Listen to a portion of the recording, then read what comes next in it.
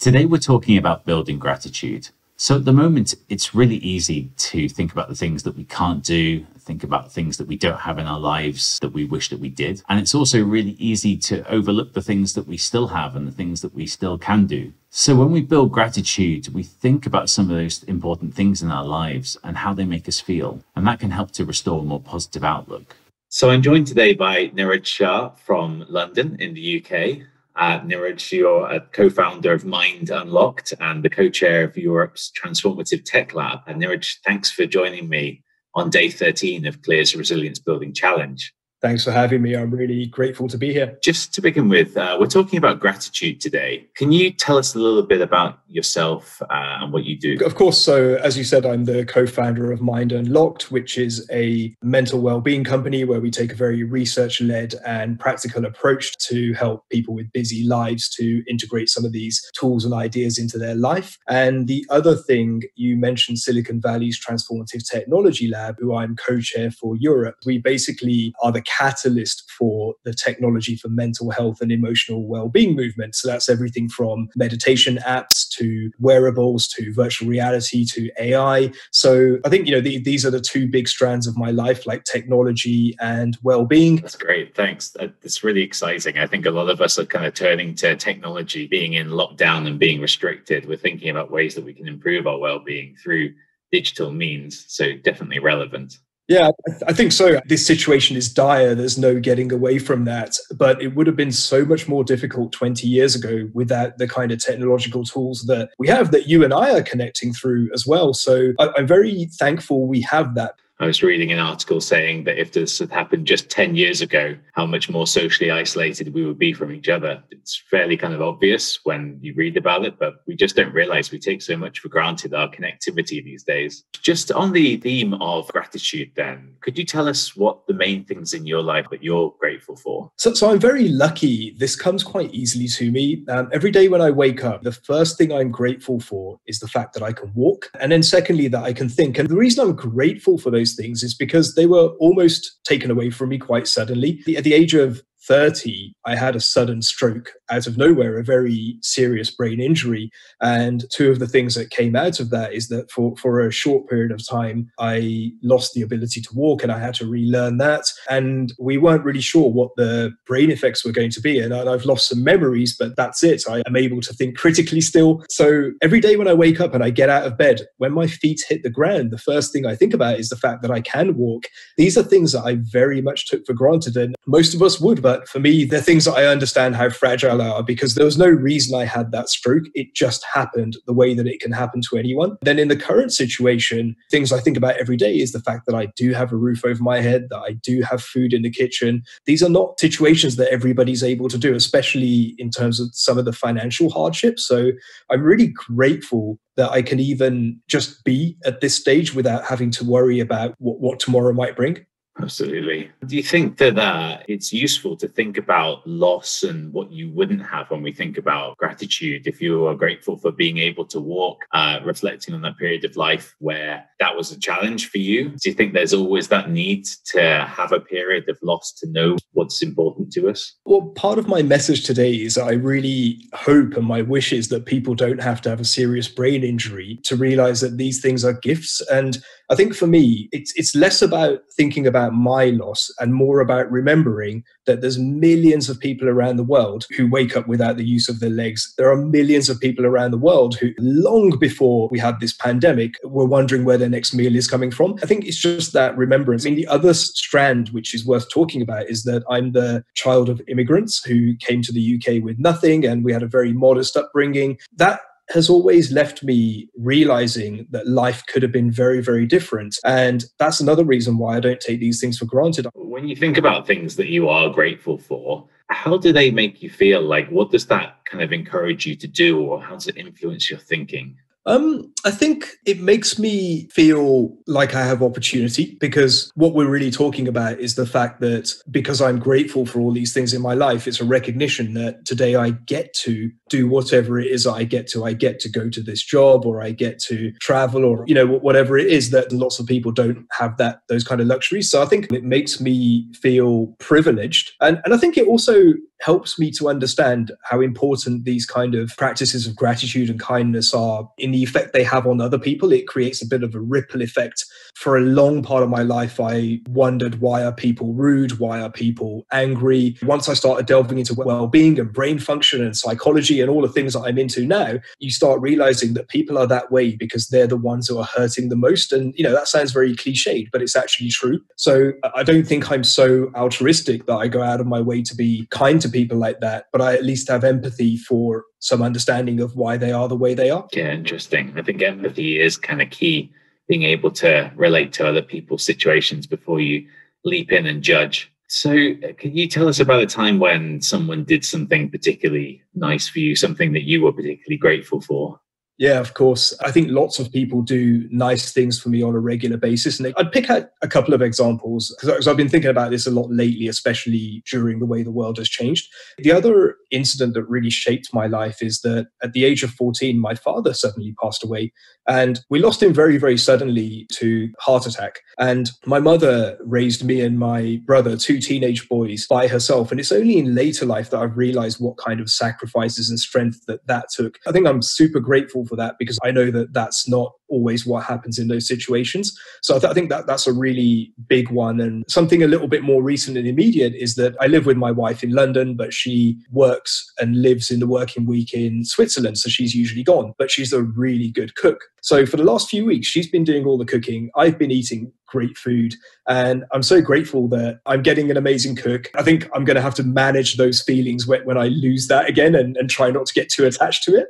Yeah, I think we've talked about that before, actually, this idea that we'll think about the people that we live with, we'll think about who's good at what, and we can appreciate their strength. So you spoke just earlier about this idea of like a ripple effect, about sharing kind acts. I suppose you've heard of this sort of movement of random acts of kindness, like buying a coffee for a homeless person. It's one of those things, when we just want to help somebody out and we don't really expect anything back. Do you have any thoughts on that idea of these random acts of kindness for other people? Yeah, I do. First of all, I'm really glad you reminded me because it's something I'd heard of and love the idea. There's something so fulfilling about doing something for somebody else. So first of all, I haven't done much of that lately. I just totally forgotten about it. So it's something that it's got me thinking about. I think my acts of kindness have mostly been for the people who play some part in my life. So for example, we're fortunate we have a lady who comes to clean our place every couple of weeks. And of course, that's not been able to happen. But we've still been able to pay her. I feel good that we can do that because I know that she's going to be really struggling because she's lost a lot of her business. The important thing when we do these is not to expect anything in return. When we let go of that expectation, it's incredibly liberating because we're not doing it for our reasons. We're doing it just because it feels good to do it. And it feels good to do something for someone else. I think the only one that's a regular one is that I'm quite good at decluttering and clearing what we don't need. We always have a charity bag going. And again, during the pandemic, we've actually found more stuff like that because we're doing more spring cleaning. I think that kind of brings us full circle to this idea of sort of being grateful for things. And then that really kind of influencing how we're then going forward in the world, how we're thinking about other things that we encounter. Can I ask you, on the theme of sort of being grateful for things, are there any things that you take for granted? Of course, I'm human. This is the way that our brains work. Our brains train ourselves to go onto autopilot because that's how we survive as a species. So we'll notice something for a while and then it will be autopilot. It's a constant thing where, of course, I take things for granted. But I think, again, I'm in this lucky situation where because the very first things that I do in the morning remind me that I'm lucky to do them, it sets off a chain of events. It's just really about understanding that being alive in this day and age is mostly a privilege. And noticing the magic in the world. And the only thing that really changes anything is action. I don't want to be the one who wish they'd done something. So I think one of the things I've done is I've really trained that as a habit to just leave little trails of thank yous and that kind of thing. Sorry, tell us a little bit more about that, about those ideas for building gratitude, about kind of making it a bit more kind of obvious in our lives. Like, how can we be a bit more grateful? So I'm going slightly outside of my sphere here because, like I say, it's a big part of my life anyway. But we look at the booming gratitude journals and people having a daily gratitude practice. And I think that's really important in tough times, because in tough times, it's really easy to focus on what we don't have or what our problems are. And the way that our human brain works is that we get what we focus on. And therefore, if we focus on better things, we'll get more better things. And it's not about manifestation. It's about doing something about it. But if we spend our waking days thinking about what can we do that's nice for somebody else, or what is it that I'm lucky to get to do, then our brain starts thinking that's important for survival and starts doing more of it. And then it starts this ripple effect in this like gratitude circle where it just goes round and round and round. So things that people can do is really simple things like thinking of 3 things you're grateful for and making them really simple things. Like for me, one of them often is just the fact that I can feel the wind on my face. Again, having seen stroke victims who don't have feeling, as you say, the fact that there's coffee in a house, I get to enjoy this. These are simple things. So I think writing them down is really powerful. There's something cognitive about when we write things down, it gets committed more to memory. And what I believe is that if you start doing those things like any other habit in a small way that's sustainable, then after a while, they start becoming automatic and it starts seeping into our behaviors. That's really kind of interesting. And we've kind of talked a little bit about ourselves and our kind of current situation at the moment. For people out there who are trapped in kind of small apartments, maybe they're not living with, say, partners, maybe it's not so easy to stick your head out the window and feel the breeze on your cheeks. And maybe they're thinking, this is a challenge, I've not got too much to be grateful for. Would you have any kind of advice for people like that? First of all, I think it's really important to acknowledge this is a tough situation. We can't gratitude our way out of it. That's not going to solve the problems, but it's more about how do we get into a state of mind where we can be empowered to do positive things in our own lives within our ability to do them. The second one is that I think everybody can find something they're grateful for. I think Viktor Frankl, who wrote Man's Search for Meaning, he was a Jew who was in a number of concentration camps during, I believe, one of the world wars. And he had a very famous quote, which was, between stimulus and response, there's a gap. And in that gap lies our freedom. And what he was talking about is that, we have a choice in that in terms of how we're going to respond.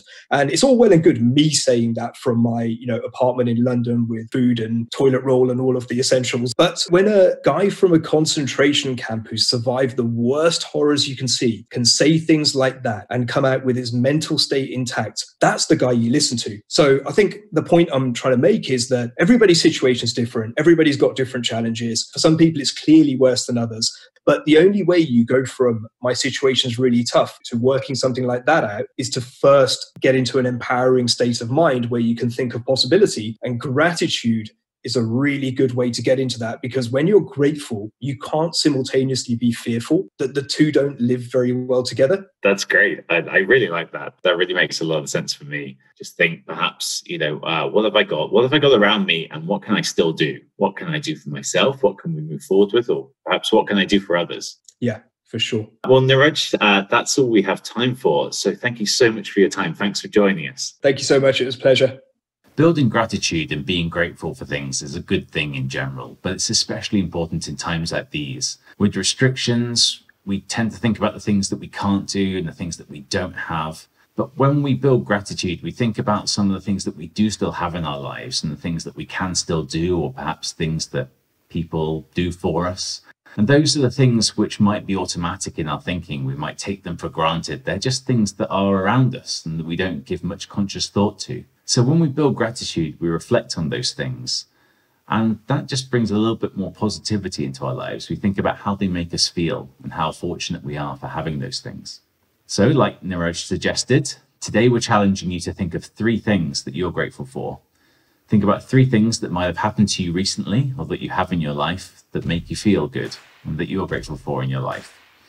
Keep this up every day and try and think of 3 different things. And by the end of the week, see how they make you feel.